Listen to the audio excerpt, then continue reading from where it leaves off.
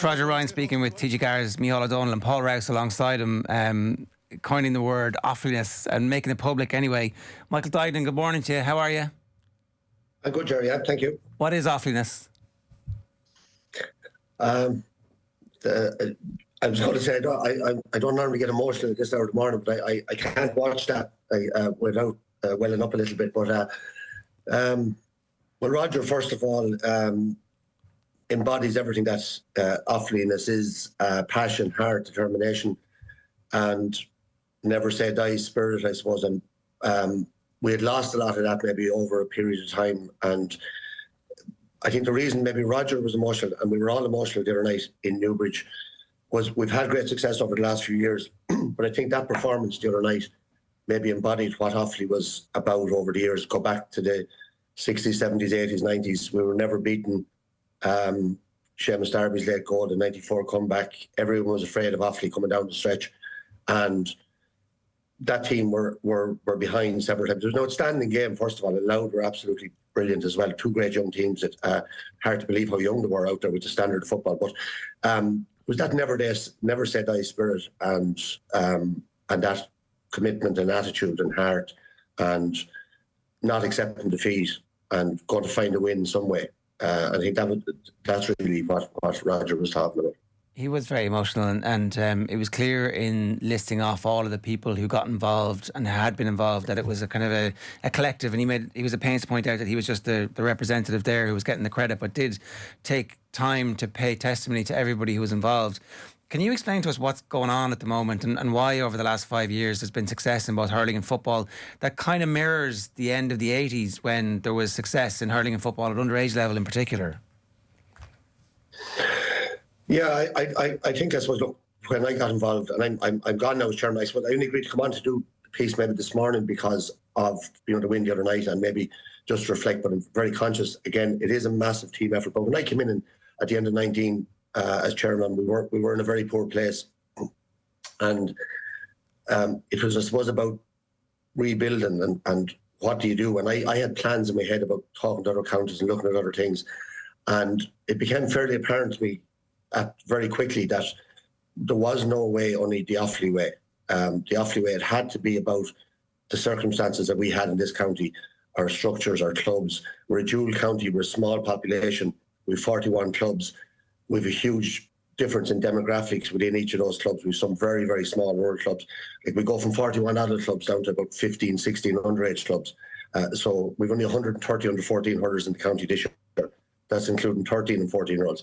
So you have to really look at what works for Offaly and what doesn't work. So it was about getting a team of people involved. And, I was the chairman, Derval Dolan was the treasurer, Colin Cummins was secretary. And it was really, that was the fulcrum. And then you branch out from there then.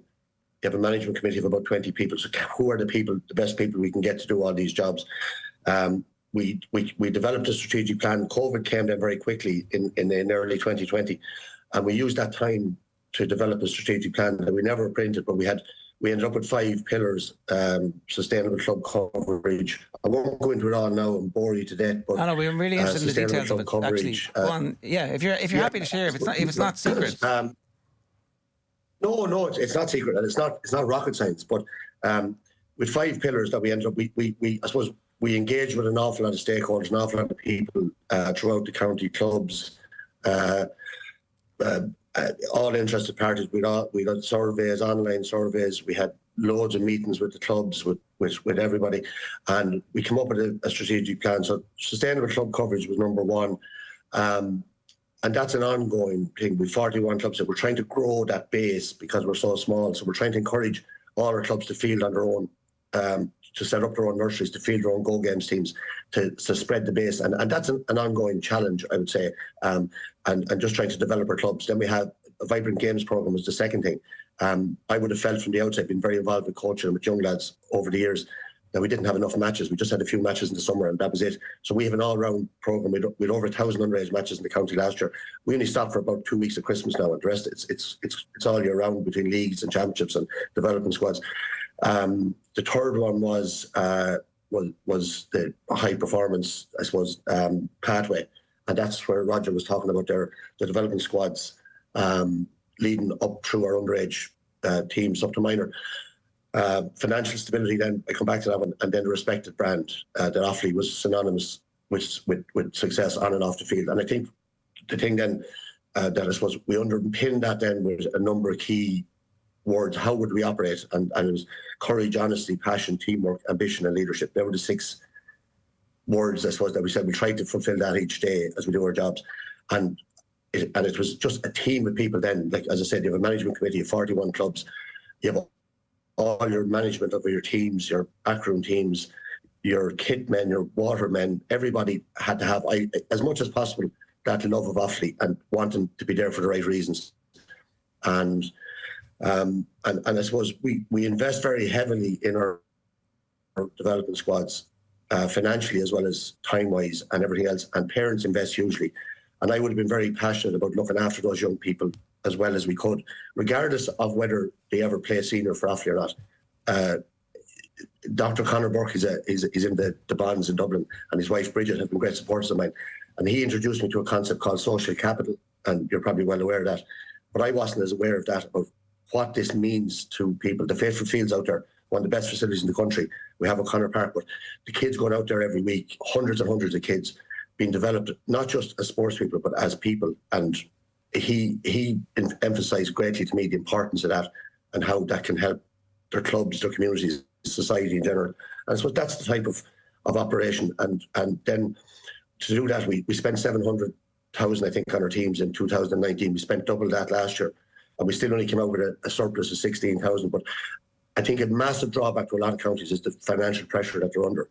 And I said, how can we operate unless, if we're thinking about where's the next few quid going to come from every day? So we set up I suppose, a financial plan. And instead of sponsors, I wouldn't call any of our supporters financial support sponsors. I call them partners. And like from Glenisk, who came on board, like Carol's had been with us for 31 years. It was a big call to move on and go to Glenisk. But financially it made sense. But also, I think Vincent Cleary and his team, they had the fire out there. They were rebuilding. We were rebuilding. They never left our side, even though they went through tough times themselves. Conjuring Concrete here in Tunnel Board, and all our other, as I would say, call them partners, that they're doing it because they love Offaly. They're not going to get anything out of this. They're never going to get the financial feedback or you know what I'm saying, that they're not going to get that back out of it. But they're doing it for the right reasons, and they're not. And like it's all, so we're a volunteer-led organisation, and that they're basically coming on board supporters. And then we took it to another level with staff, and we had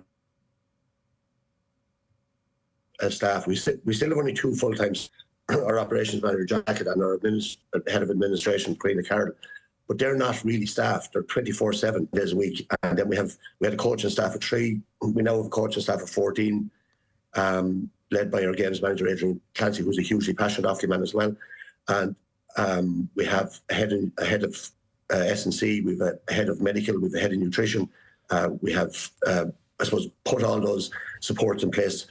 And the last point I'll make is, and we did all that, but the first decision that we made was that everything we do was about the player. The player was in the centre, and everything else fed into the player. Our whole hierarchical network changed completely. So from, instead of the county board being at the top, coming down through, that the player was in the middle, and we all fed in to that. So that was basically it. And I suppose you have to keep measuring and seeing what works, what doesn't work. Not everything has worked. We've had some very good successes. We have some very bad days as well. But I suppose you continue to try to do the right thing. And then we moved on last year, myself and Colin Derville, and then Tom Parlin and Brendan Minnock and Frank Fitzpatrick came into the lead roles. And I suppose we've done a proper handover. We're there to support them, and they're taking on the reins now and trying to continue to do the right thing. There's a couple of really interesting things that you talked about in there. One is the more games for kids. You said there was over 1,000 underage games. I think when you started, it was something like 100 and something games. What was that process like to get everybody to say, okay, stop training, play games? Well, no, train as well. So the idea is when they go to the field to train with their clubs, that to spend that time coaching. That's the plan. Like, I think a lazy coach will go to train and start a match in training, and kids are only practicing their mistakes as far as I'm concerned. So I would have always in my time coaching kids, would have spent nearly all the session coaching the basic skills. And we still have work to do in that. That's not happening everywhere, but that's the idea of it. And then we'll give you the matches then to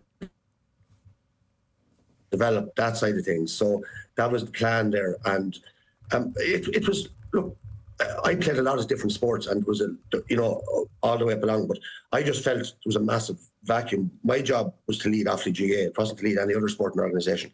And people that were with me had the same principle. But like from a child's point of view, they want to be on the go. They want to be playing matches. They want to be training. They want to have activity. And it was challenging to the clubs to have that much activity, challenging to the parents because they have to bring them. So you had to get that buy-in as well. But I think that has worked. And I think that the biggest satisfaction I see is like there's kids in Offaly now that are 13 or 14 that think this is normal, that we're winning Leinsters every year. That's 5 years in a row that we've won an underage Leinster title. They think this is normal, where I would have been thinking about the older people starting out that after we won our first minor Leinster in the under-20s and all that, the 20 football, meeting people, older people that said that we never thought we'd see these days again.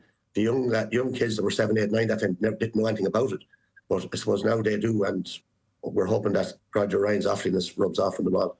I'd love to know, I'm fascinated by this story. I think it's brilliant, and there's so many learnings for all other sports, but I'd love to know what is the pathway for one of your players, say someone like Tony Fury or Dylan Dunn who played the other day. What does that look like from academies to the high performance to actually winning the Leinster Championship, and how does that look like for the player pathway? Yeah, good question, Vinny. I suppose I wouldn't have been, I'm going to answer this, I'll answer your question in a second, but just to give a bit of background, I wouldn't have probably been the biggest fan of the development squad system from the outside, maybe going back 10 or 15 years. I just thought that, you're bringing young kids into that environment. And I would have seen it just as maybe you go in maybe 8 or 10 times a year and you brush up on the skills. But for that, I suppose we would have seen our clubs and our schools very much being the core of developing our players. And our schools in particular have really bought in over the last number of years. We had built our success in the 70s, 80s, 90s very much on our secondary schools success. But that had waned. But now, again, that has improved. That's been part of the process. I forgot to mention the secondary schools there earlier. But one of the big challenges was I mentioned our underage clubs. The size of actually some of our clubs. We'd have clubs that have only maybe 1 or 2 kids starting school every year. They're that small. They might have only 5 or 6 players. We've done huge work on the demographics. So for them to go down to their local pitch and train with maybe a handful of players was going to be very, very difficult. So we looked at it closely and we said, look, we probably need to use our development squad system as nearly a large club that we need to, when with that few players, that we need to bring them in at a young age, and probably instead of doing the 10 sessions a year I was talking about, we're probably doing 39 weeks a year with these guys, and some parts of the year we're doing twice a week, and it's probably not the ideal model because you're taking them. It's an hour's drive for some of them. You're taking them away from home. Their parents are bringing them, so it's a huge commitment. But apart from that, is it the right thing? And we're looking at maybe developing more regional hubs and where they can maybe go in after school for a while and do things. So we're mindful of all that, and we are doing all that, and we're trying to get back to the clubs and schools. But to answer your question, these guys would have come in and committed, I suppose, at a very early age, which, again, you probably would have people questioning maybe that level of about maybe burning them out, maybe when they get to a certain age. But I think if you set the right environment and they love what they're doing, they'll stick at it. So these guys would have come in at under 13. We call it the Faithful Oak, is their first introduction. A nice initiative that our coaching and games team came up with is that their first jersey that they get is an Offaly jersey. We were the first county to have an all-star in every position in hurling and football, and the names of all those players are embedded into the jersey. We have other jerseys that we get then over time with the words of the Offaly Rover are in one of them, and all our clubs are in another one. And I suppose it's just trying to knit that Offaly thing together. And it's that, and I suppose it's from there, Vinny. Then it's having the right people. Then we're a small county, and I always said we get the money, but to get the right personnel to be looking after these kids as they develop. And Roger mentioned some unbelievable people there the other night that have been with them, and I also think that not some people, the management moved through the squads with them. I'm not sure that's the right fit. I think some people are very good with 13-year-olds, some are very good with 15-year-olds, some are very good with 17-year-olds. It was actually Ronan O'Gara I heard talking about that years ago, and it stuck with me that they had a coach in Cork, calling himself Peter Stringer, and he was the under 13 or 14 coach, and he was brilliant. And we're trying to move him on. He says, "No, this is where I'm good. This is my age group," and I think that's particularly important in clubs. If you get a brilliant coach at under 8 and 9 level who starts and introduces kids to the game, who has the patience to coach the basic skills, and it's a hard job because there's nothing in it for you. It's just thankless. But that person is the most important person in the development of a player.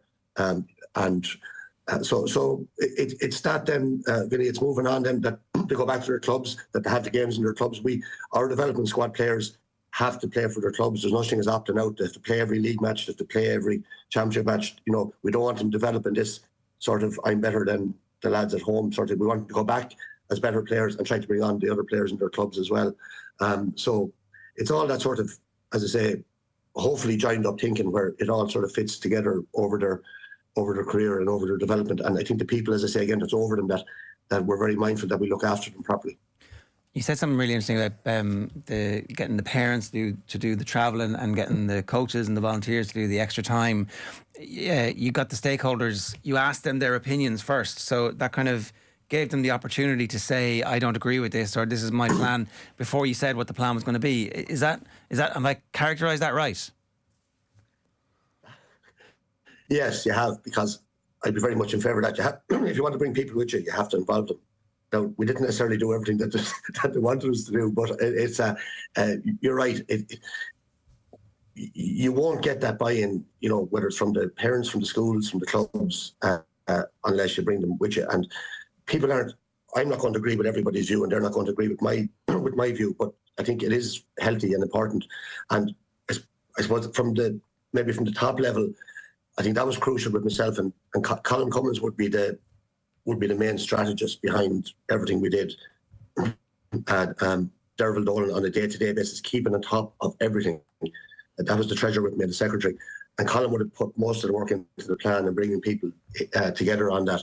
And I suppose my job then of the three of us was to concentrate on hurling and football. I think what happens is with organisations is that because there's so much going on a day-to-day basis, you forget why you're there. Like, the only reason that we're here is to promote hurling and football and to develop our players and to win at the end of the day down the road, to try to win Leinsters and All-Irelands, and to have that ambition that we can do it.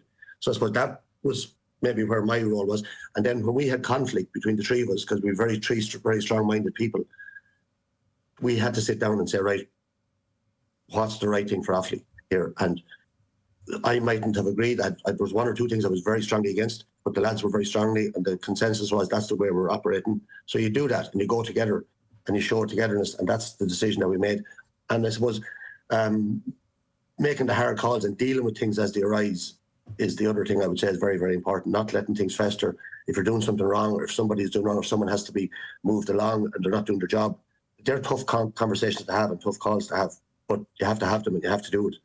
And I suppose that's why you end up maybe on your own a lot of the time as chairman.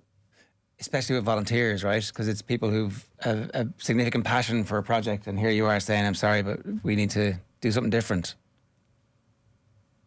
Exactly. And that's the difficult part. If somebody is employed and they're not doing their job, it's there's a process there to examine. This is basically having a hard call and saying, look, we're going in a different direction here. Thanks for everything. And look, we didn't have that many of them calls, but there was a number of them, particularly at the start. We had a vision of where we wanted to go. And unless you were, like, the night of the convention in 2019, 4 of us went for positions, 3 of us got elected. And quite a number of the management committee walked away. And I think we only had a few hundred quid in the bank the next day when we really got around where we were. We were in the Christie Ring in hurling. We had no success of any description for a long time. I would say we're at a stage where, and I said this before, that I would say we mightn't have had a hurling team very quick shortly after that. Football was a bit better because there's more footballers in the county. There's there's more football clubs, if you like, or more players, and we had to sort of act fairly quickly. And maybe COVID, while it was an awful time for everybody, gave us an opportunity maybe to really get our feet under the table and see where we go with things. Why did you go for it in the first place? Because of that, because of the position that we were in. I think we were doing a lot of talking. You'd be going to matches and things were going bad.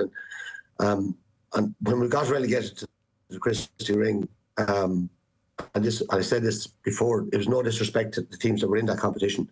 But when I saw our fixtures for the following year and we were going to play Sligo and Wicklow and in hurling, it was time to act. And I had been, I suppose I'd been, as a player, Vinny, and you'd understand this, when you're playing, you don't really care about any of this stuff. You just concentrate on playing and it just goes on and you're selfish.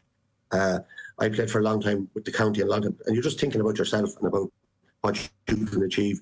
And that's a good selfishness in ways because you're putting a lot into it and you're ambitious to be successful. But looking then, I got involved nearly by accident with my local club.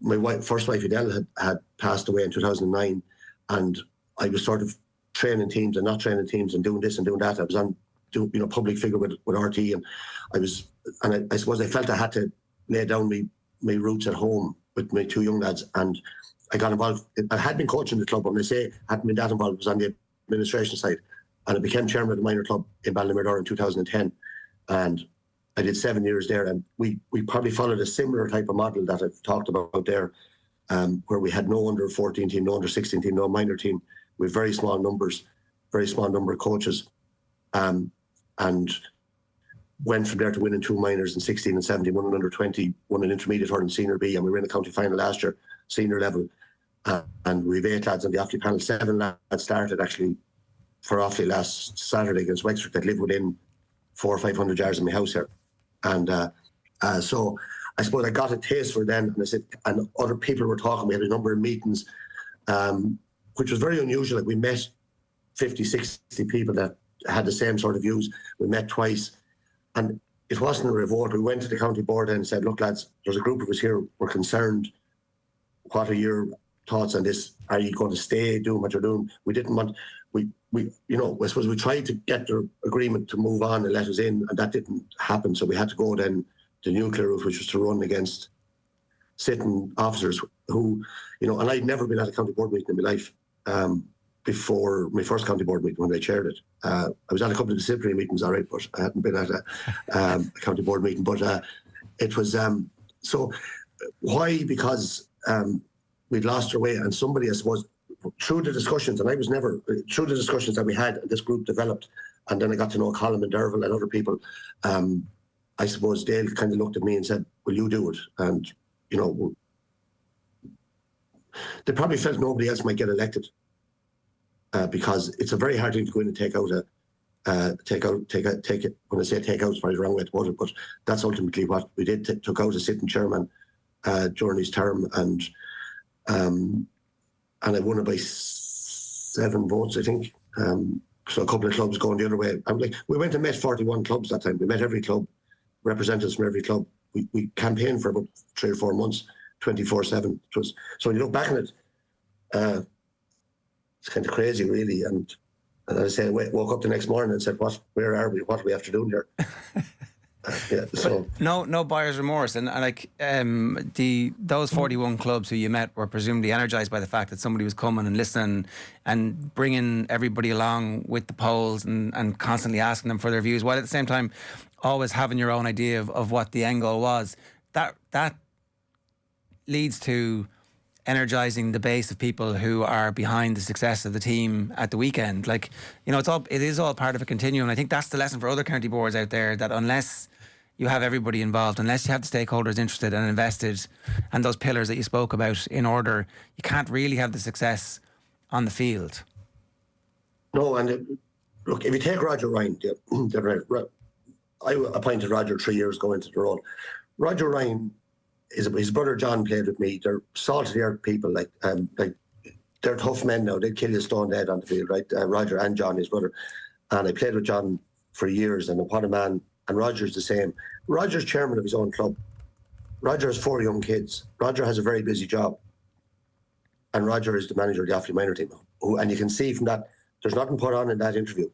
That's the passion that man has. And he finds a way to do it. And it does annoy me when people say to me, I don't have time. None of us have time. You know, I mean, you either want Offaly to win All Ireland again, or you don't. Is my view.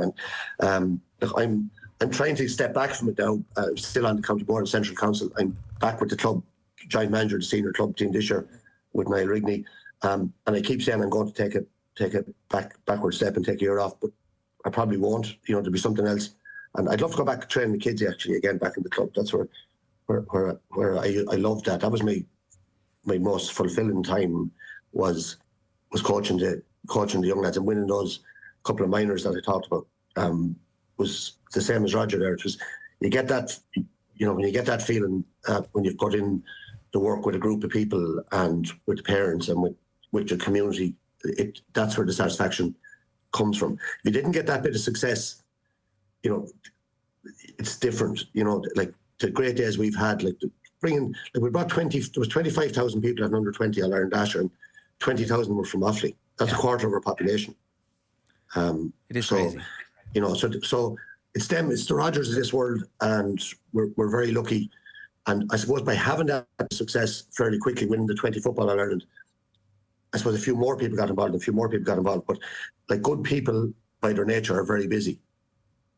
They're either busy in work, they're busy with their clubs, they're busy somewhere. And then, so you're trying to balance that between taking people out of their clubs into county and being in their clubs as well. So I find the good people that we have in the county are very much in demand, and they're very, very busy and very committed. It's truly inspiring though, isn't it? Like, I mean, I come from a different sport, obviously, but I'm listening to this and my mind is running, racing. It's been like, I'm almost emotional for Offaly.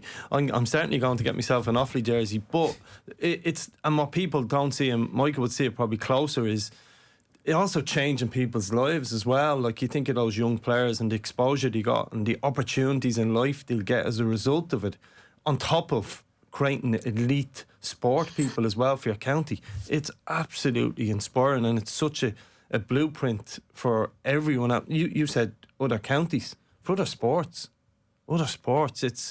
I've just been blown away with the last sort of 15-20 minutes, and I'm glad it's being heard like sort of nationally. It's really inspiring. Vinny, that piece, Vinny, that you're talking about there is I don't write down much as a rule. I've commentated for 25 years in Sunday AM. I never took a note in my life. It's in my head. But I did write down something about the importance of this huge level of participation and activity is having on our young people. Like, there's massive energy in the county. It's exactly what you said there. You know, I had that growing up. I felt different because, you know, I'm from Offaly and we won Ireland's hurling and football in 81, 82. I was 14. You're kind of going around with your chest out like, and we've an all-star. Damien Martin was the first all-star from my club. Parry Corn was the first All-Ireland winning captain. We've an all-star in every position in hurling and football before anybody else, and you'd be so proud of all those things. And I wrote, it's hard to measure the benefit that this is having on our young people, on their overall health, on their family, on their education, on their futures. And isn't that what sport should be about? And I didn't see that as a player or even as an administrator until the last few years. The elite sportsman is grand, he's there, but all the others and where to fit in and within clubs. So if you can do this in your clubs, and that's why I'm frustrated with our clubs, and I've said this at the convention, my last outgoing speech, that more of our clubs haven't set up their own nurseries. We have 28 out of 41. A lot of them aren't fielding go-game teams on their own.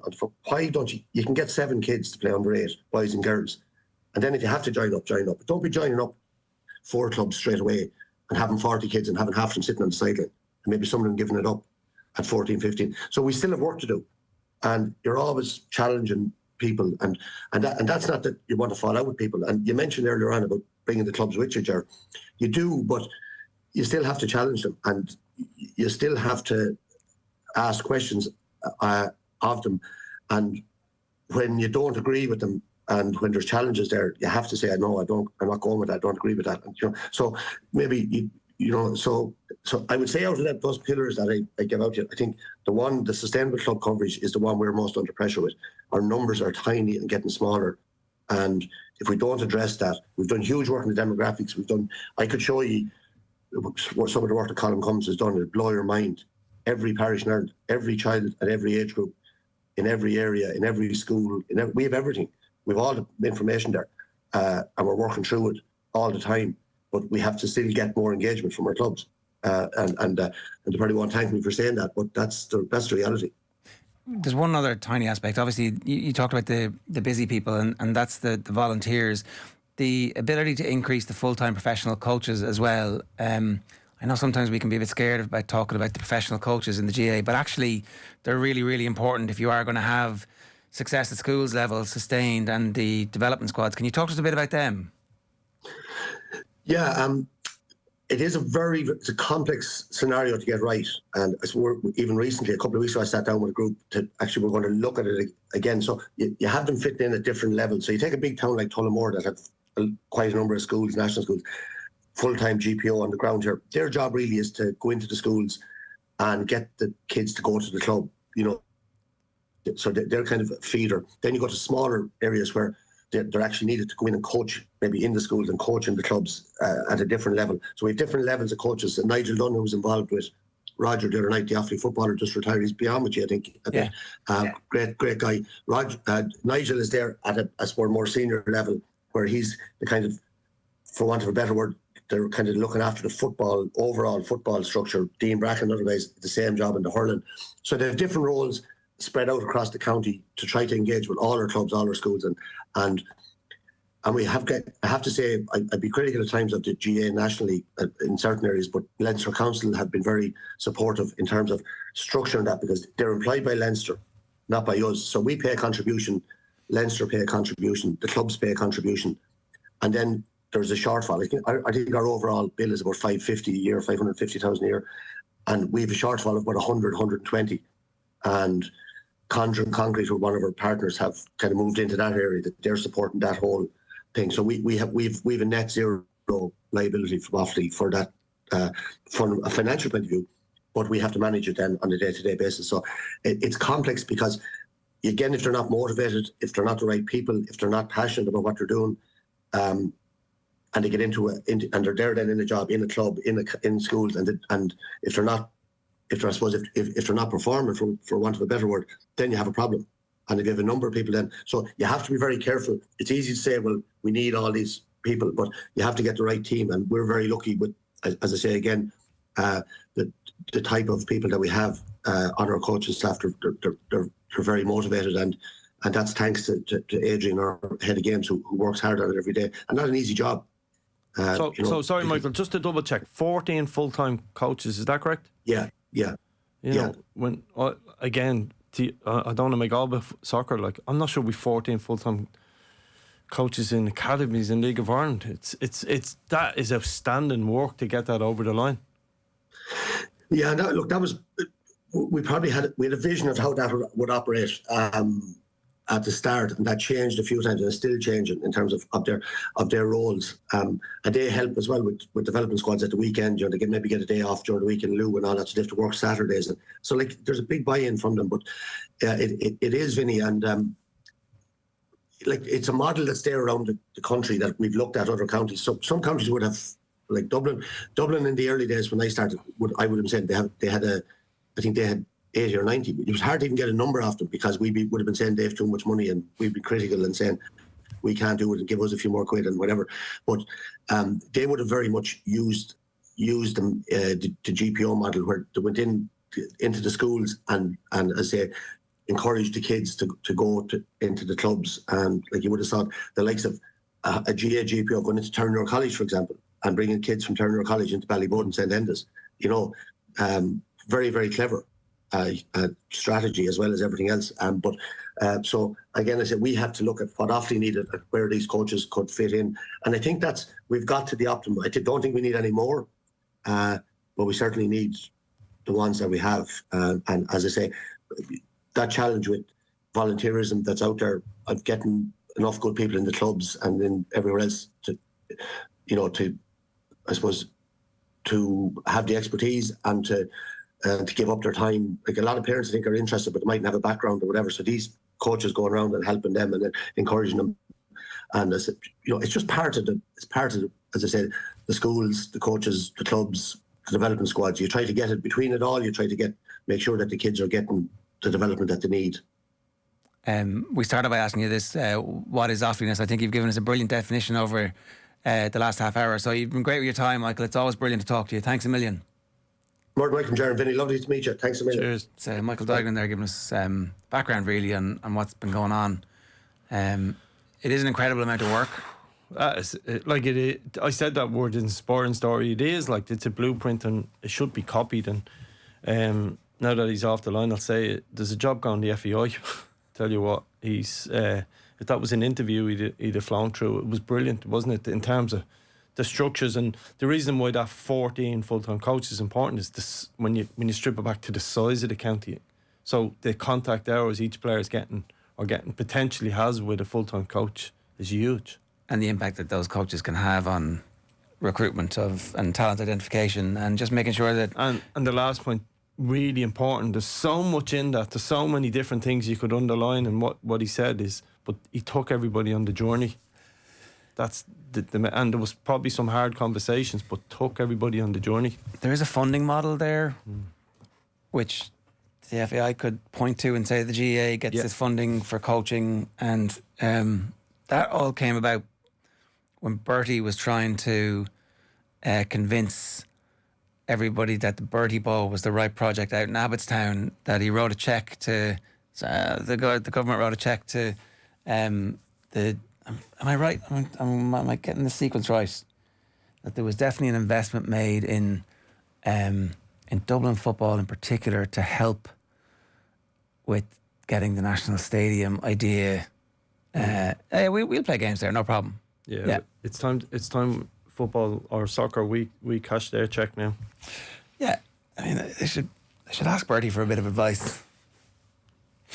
0879 180 180 is the WhatsApp number if you want to get in touch this morning. Off the Wall Breakfast is with UPMC Orthopaedic Care. When things don't move, rotate or bend like they used to, choose us to help you get back in action.